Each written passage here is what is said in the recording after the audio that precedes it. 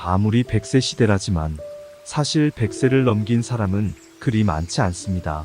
2022년 기준 7,743명으로 대한민국 인구 5,145만 명 중 0.015%에 불과합니다. 그만큼 그들이 지닌 경험과 지식은 진정으로 가치 있는 것일 텐데요. 인생은 겪어봐야 깨닫는다고 합니다.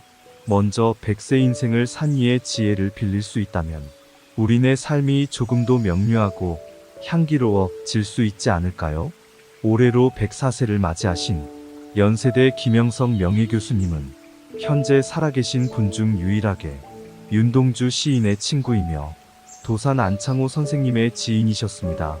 교수님의 말씀을 빌어 인생의 행복에 대한 컨닝 페이퍼를 몰래 들춰보겠습니다. 시작합니다. 모두들 행복을 찾는다. 평생을 행복을 찾아 헤매인다. 지금껏 살아도 행복을 찾는 법은 잘 모르겠더라. 하지만 아무리 행복해지고 싶어도 행복해지기 힘든 사람들은 알겠더라. 행복하고 싶은데 행복할 수 없는 삶, 그건 정말 비극이다. 그런데 모두가 아는데 나만 모른다. 내가 바로 그 비극의 주인공일 수 있음을 말이다. 건너고 싶어도 행복의 강을 건너지 못하는 사람들, 그게 누구일까? 크게 보면 두 가지의 부류이다. 첫 번째로 정신적 가치를 모르는 사람이다. 왜냐하면 물질적 가치가 행복을 가져다 주진 않으니까 말이다. 가령 복권에 당첨된 사람이 있다고 치자. 그 사람이 과연 행복하게 살까? 그렇지 않다. 정신적 가치를 모르는 사람이 많은 물건을 가지게 되는 순간 오히려 불행의 소용돌이에 갇히게 된다. 평생을 돈이나 권력 혹은 명예를 좇는 사람도 많다. 그들은 거기서 행복을 찾는다. 솔직히 거기서 행복을 찾기는 어렵다. 왜일까? 거기에는 만족이 없기 때문이다. 돈과 권력, 명예욕은 기본적으로 소유욕이다. 이런 부류의 욕구는 가지면 가질수록 더 목이 마르다. 가지면 가질수록 더 배가 고프다. 그래서 평생을 항상 허기진 채로 살아가야 한다. 행복하려면 꼭 필요한 조건이 하나 있다. 그건 바로 만족이다. 만족을 알려면 어떻게 할까? 전신적 가치가 있는 사람은 만족을 안다. 그런 사람들이 행복한 삶을 살더라. 정신적 가치를 모르는 사람이 명예나 권력이나 재산을 거머쥘 때도 있다. 그런데 결국은 모두 불행해지더라. 평생을 바라고 쫓던 것들에 의해 오히려 불행해지고 말더라. 우리 주위에도 그런 사람들이 많이 있다. 두 번째 부류로 이기주의자이다. 그들은 절대 행복할 수가 없다. 다들 자신을 챙긴다. 내 가족만 챙긴다. 애 이익만을 챙긴다. 그걸 위해 산다. 왜일까? 그래야 내가 행복해지니까이다. 하지만 살아보니 한 가지 확실한 건 이기주의와 행복은 공존할 수 없다. 왜 공존이 불가능할까? 이기주의자는 자신만을 위해 산다. 그래서 인격을 못 가진다. 인격이란 뭘까? 그건 인간관계에서 나오는 선한 가치이다. 이기주의자는 그걸 갖추기가 어렵다. 그런데 인격의 크기가 결국 자기 그릇의 크기이다. 이 그릇에 행복을 담을 수 있다. 이기주의자는 그릇이 작기에 결국 담을 수 있는 행복도 작을 수밖에 없다. 내가 교수로 재임 시절 난 몹시 가난했다. 고생도 참 많이 했다. 학교에서 월급이 오르거나 보너스가 나오면 무척 좋았다. 동료 교수들도 다들 좋아했다. 그런데 그때도 등록금을 내지 못해 고생하는 제자들이 있었다. 그런데 스승이라는 사람은 지가 월급이 올랐다고 좋아한 것이다. 그건 교육자의 도리가 아니었다. 그때의 생각을 하면 지금도 부끄럽고 미안하다. 하나도 행복하질 않다. 행복은 공동체의 시기지. 단독자인 나만을 위한 행복이 아니다. 나 스스로부터 큰 그릇이 되어야 큰 행복을 담을 수 있다.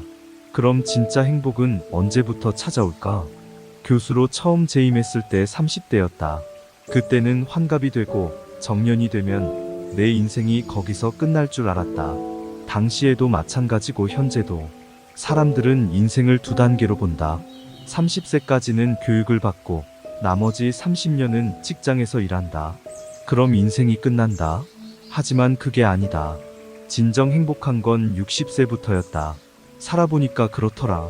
가장 일을 많이 하고 글도 더 잘 쓰게 되고, 마음의 힘도 강해지고, 사상도 올라가게 되고, 존경도 받게 되더라. 과일 나무를 키우면 제일 소중한 시기는 언제일까? 열매를 맺을 때이다. 그게 60세이다. 인생의 사회적 가치는 60부터 온다. 60을 넘어 100세까지 행복하게 살 수 있다. 사회적 열매를 맺을 수 있다. 그럼 100세까지 행복하게 살려면 무엇이 가장 중요할까? 첫째는 건강이다. 건강 문제로 되는 사람도 있고 안 되는 사람도 있다. 60세 이후로는 혈압, 당뇨, 치매가 찾아온다. 그걸 60, 70, 80이 되어서 관리하려고 하니까 안 된다. 그러니까 50부터 잘 관리해라. 그럼 90까지 행복하고 보람있게 잘 살 수 있다. 둘째는 정신이다. 사람은 항상 공부를 해야 한다. 뭐든지 배워야 한다. 그렇지 않으면 정신이 늙어버린다. 사람들은 몸이 늙으면 정신도 따라 늙는다고 생각한다. 그게 아니다. 오히려 반대인 경우가 훨씬 많다. 몸이 정신을 따라온다는 말이다. 나보다 20살이나 어린 80세 사람들을 만나보면, 가만히 보면 다들 나보다 정신이 늙어 있다. 왜 그럴까? 정년 퇴직하고 일도 안 하고 공부도 안 하기 때문이다. 일과 공부를 안 하면 몸도 마음도 빨리 늙는다. 꼭 직업을 말하는 게 아니다. 독서하고 즐거운 취미 활동을 가지는 것이다. 취미도 일 가운데 하나이다. 일하는 사람이 건강하고 노는 사람은 건강하지 못하다. 운동은 건강을 위해서 있고 건강은 일을 위해서 있다. 동갑인 사람들 중에 누가 제일 건강할까? 독서를 제일 많이 하고 일을 제일 많이 하는 사람이 가장 건강하다. 김영석 교수의 메시지 잘 들으셨나요? 언뜻 들으면 누구나 할 수 있는 말처럼 들립니다. 너무나 당연한 말처럼 들립니다. 그런데 말씀을 곰곰이 씹다 보면 씹을수록 진한 맛이 우러납니다. 누군가에게는 30년 혹은 50년, 결국은 모두에게 찾아올 100세의 언덕에서 살아온 길의 지혜를 미리 음미할 수 있는 진한 맛이었습니다. 오늘 영상은 여기까지입니다. 마지막으로 노년의 행복에 대한 명언들 들려드리면서 마무리하겠습니다. 시청해주셔서 감사합니다. 항상 식사 잘 챙겨 드시고 감기 조심하세요. 구독과 좋아요는 영상 제작에 큰 힘이 됩니다. 첫째, 진정한 행복은 나이에 상관없이 언제든 찾을 수 있지만 종종 우리는 지나간 젊은 시절을 독차지하고 있는 것을 깨닫지 못하는 법이다.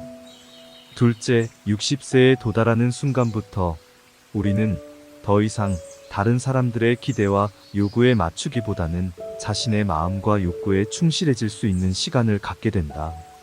셋째, 나이가 들면서 우리는 자신의 삶에 타협하지 않고 목표를 향해 전진할 수 있는 자유를 얻게 된다. 넷째, 진짜 행복은 외부적으로 얻을 수 있는 것보다는 내면에서 발견되며 이는 나 자신의 성장과 만족에 기인한다.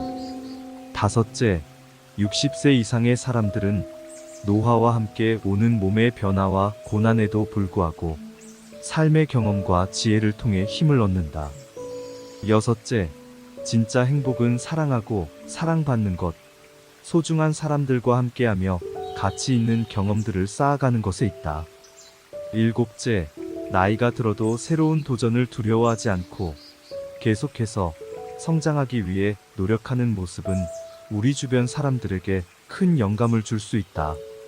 여덟째, 나이와 경험이 쌓여갈수록 우리는 자신의 가치와 인생의 의미를 더욱 깨닫게 되며 이는 진정한 행복으로 이어지게 된다. 아홉째, 60세 이후에야 비로소 우리는 자유롭고 창조적인 자아를 발견할 수 있으며 이는 삶의 진정한 목표 달성과 행복으로 이어진다.